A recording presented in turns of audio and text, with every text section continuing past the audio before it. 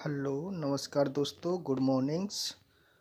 जैसा कि हम मध्यकालीन भारतीय इतिहास पढ़ रहे थे, उसमें हम आज अध्याय दूसरा देखेंगे, या इस दूसरे तरीके से समझे, या हम उसमें गुलाम वंश और खिलजी वंश को कंप्लीट कर चुके हैं। अब हम देखते हैं तुगलक वंश। तो उससे पहले खिलजी वंश के अंतिम शासक जो मुबारक खिलजी, जिन्होंने कार्यकाल 1316 से 1320 था, स्वयं को खलीफा घोषित किया और उपाधि थी इनकी उल इमाम और खिलाफत उल लहा। उसके बाद है नसरुद्दीन खुसरो शाह। इनका शासनकाल 15 अप्रैल से 7 सितंबर 1320 था। इन्होंने खुतबा अपने नाम का पढ़वाया। धर्मांतरण हिंदू से मुसलमान आए थे ये। इस्लाम खतरे में, इन्होंने कहा, विरोधियों द्वारा दिया गया नारा था। इस्लाम का शत्रु भी कहा जाता है। महत्वपूर्ण तिथियां तक 1306 ईस्वी के बाद अलाउद्दीन खिलजी के समय में दिल्ली सल्तनत एवं मंगोलों के बीच सीमा थी रावी नदी। जलालुद्दीन खिलजी ने अपना राज्याभिषेक करवाया था अपूर्ण किलेखोरी यानी किलीगुड़ी महल में। किलोखरी या किलूगढ़ी के महल का निर्माता था कैकुबाद। गढ़मुक्तेश्वर की मस्जिद की दीवारों पर अपने शिलालेख में स्वयं को खलीफा का सहायक कहा किसने? बलबन। यानी स्वयं को खलीफा किसने कहा था? बलबन ने। और कहाँ पे कहा था? गढ़मुक्तेश्वर की मस्जिद की दीवारों पर लिखा हुआ पता प्राप्त होता है। बलबन के काल में 1279 में बंगाल में हुए एकमात्र विद्रोह का नेतृत्व किया था तुगरिल खां। ये बंगाल का सूबेदार था। अलाउद्दीन के प्रसिद्ध सेनापति जफर खां की मृत्यु हुई थी मंगोलों से लड़ते हुए। अगला पॉइंट है, सुलेमान और रानी सेवा के प्रेम प्रसंग का उल्लेख अपने ग्रंथों में किया था अमीर खुसरो ने। भूमि कर को उत्पादन के 50% तक निर्धारित करने वाला सुल्तान थे अलाउद्दीन खिलजी और मोहम्मद बिन तुगलक। और हमें यह भी याद रखना है कि सबसे छोटा कार्यकाल या सबसे छोटा वंश खिलजी वंश था और सबसे बड़ा तुगलक वंश। तो आइए हम देखते हैं आज तुगलक वंश। तुगलक वंश की स्थापना गयासुद्दीन तुगलक ने की। इनके परिचय की बात करेंगे तो ये तुगलक वंश का संस्थापक एवं प्रथम शासक था। अलाउद्दीन का सेनापति था। अन्य नाम था गाजी मलिक। ये उपाधि थी। गाजी मलिक का मतलब होता है, गाजी का मतलब होता है काफिरों का नाश करने वाला। इनकी माता हिंदू जाट थी। पिता करोना तुर्क थे। बलबन का दास थे। जो दीपालपुर का राज्यपाल नियुक्त, यानी कि अलाउद्दीन के समय में इन्हें दीपालपुर का राज्यपाल नियुक्त किया गया था। सैन्य कार्य, मंगोलों को भारत से भगाया, यानी गयासुद्दीन तुगलक ने मंगोलों को भारत से भगाया था। इन्होंने मलिक उल गाजी की उपाधि भी धारण की। खुसरो शाह से दिल्ली छीना, यानी इसने खुसरो शाह से दिल्ली छीना। 1320 ईस्वी में सुल्तान बना। अन्य नाम गाजी बेग तुगलक या गाजी तुगलक। राजस्व प्रशासन, लगान, इसके समय उपज का 1/5 भाग और 1/3 भाग था। अकाल के समय भूमि कर माप थी, यानी इसके समय में अकाल के समय भूमि कर माप थी। राजस्व वसूली में सरकारी कर्मचारियों को हिस्से की जगह कर मुक्त जागीरों को प्रदान किया। नस्ल एवं बटाई प्रथा भी इसने प्रारंभ की। अब देखते हैं इब्न बतूता। मोरक्को का मूल निवासी था। यह अफ्रीकी यात्री था। मोहम्मद बिन तुगलक के कार्यकाल में भारत आया था। सुल्तान द्वारा दिल्ली का काजी भी नियुक्त किया गया था। सुल्तान ने राजदूत बनकर चीन भेजा था इसे, और किताबुल रहला की रचना की। सल्तनत काल में डाक व्यवस्था का विस्तृत विवरण इसने अपनी पुस्तक में दिया है।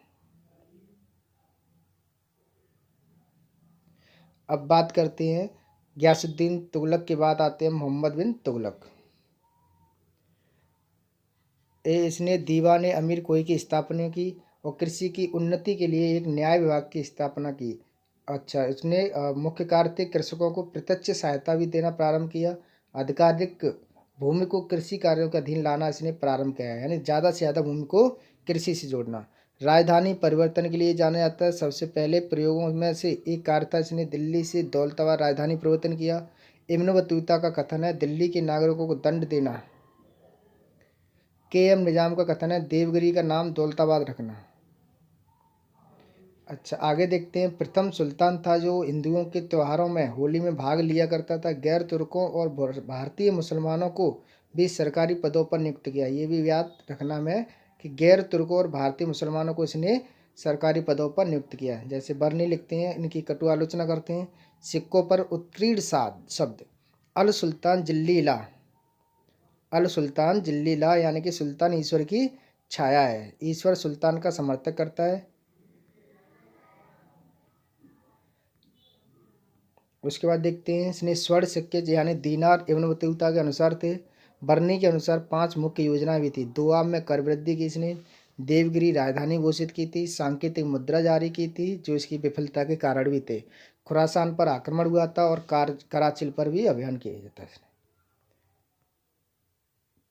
तो मोहम्मद बिन तुगलक को एक तरीके से इसने अपनी राजधानी चेंज किया और सिक्के परिवर्तित किए, इसलिए कुछ लोग कहते हैं या शासक कहते, वो साहित्यकार कहते हैं कि राजा को प्रजा से और प्रजा को राजा को मुक्ति मिली।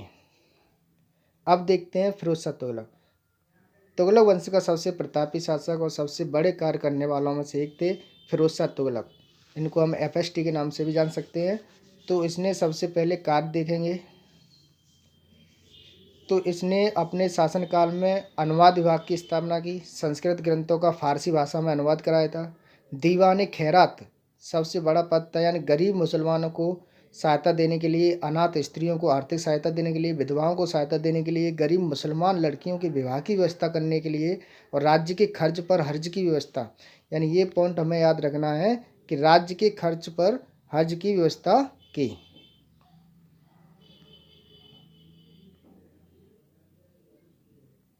उसके बाद देखते हैं दीवाने बंदगान, यानी दासों की देखभाल हेतु तो एक पृथक विभाग, यानी ये दासों का प्रिय था और इसने उसके लिए एक पृथक विभाग की भी स्थापना करवाई।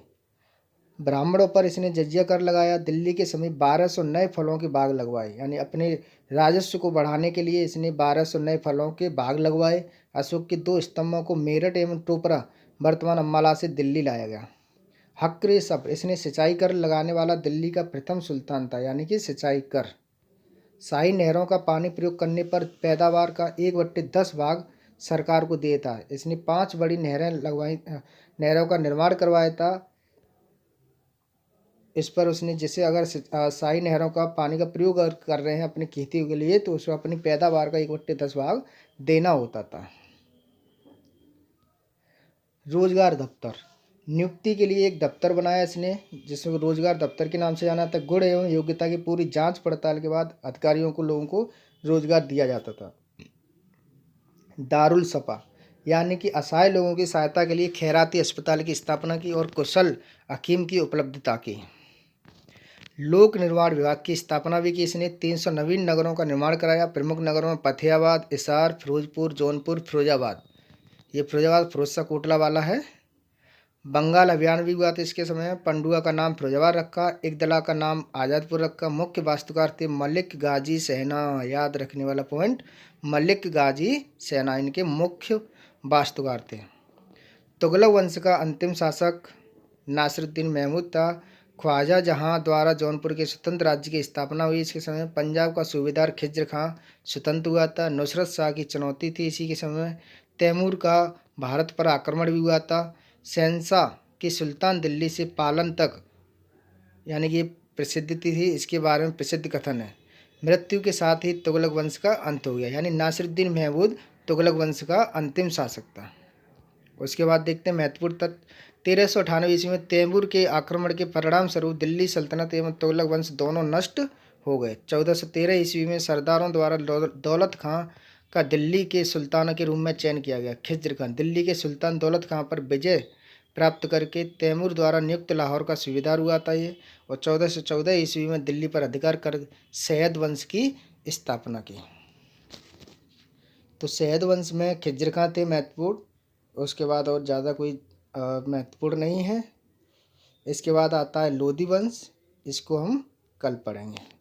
तो धन्यवाद दोस्तों, देखिए वीडियो, इसको पसंद करिए, कोशिश हो तो लाइक करिए, और अगर कोई सुझाव हो, सजेशन हो तो दीजिए जिससे वीडियो में या शब्दावली में सुधार किया जा सके। धन्यवाद।